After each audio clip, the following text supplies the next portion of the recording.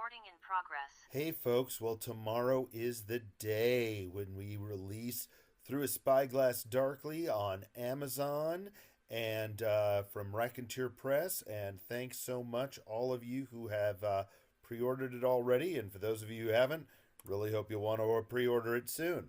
So today what I'm going to do is I'm going to give you a snippet of Through a Spyglass Darkly, this time from Michael's point of view, so I hope you enjoy it. Here goes.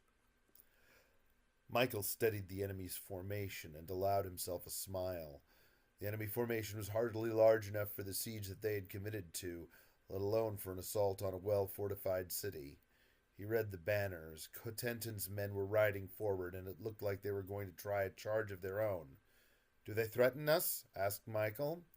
He was relieved when Quenad shook his head and echoed his own thoughts. "They have not the reserves to stand before us. At best they will entangle us, and then our second wave will finish them."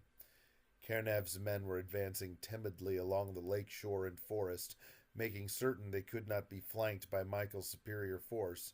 The trumpets sounded again. A cheer broke from Michael's ranks, and the mass of men picked up speed. Michael raised his voice. This was the moment for a king to command in his own person. "Let them know whom they defy! God and King Michael!" The battle cry sprang from 10,000 throats. The cavalry rumbled into action. Time itself seemed to change in a way Michael had never experienced before, simultaneously drawing out into interminable seconds while rushing past at breakneck speed. "No, I have felt it before," he thought distantly. It was the same as in a tourney duel, only there the constant battering and exertion distracted me. This was almost quiet and detached by comparison. And then the armies met. The torrential wave of sound that hit Michael's ears then banished even the imagination of quiet from his brain.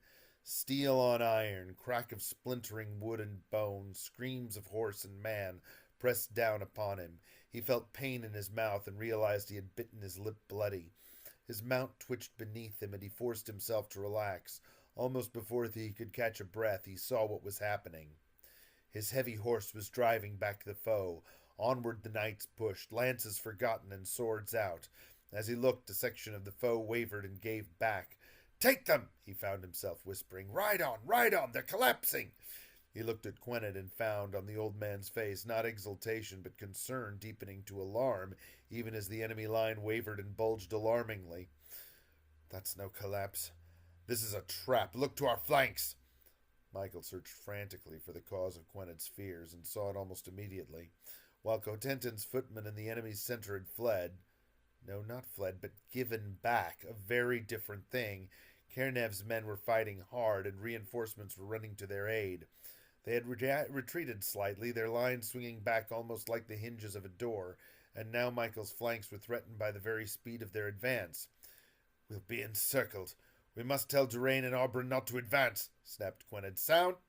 A blow as if from a mailed fist struck Michael in the spine, making him gasp in shock.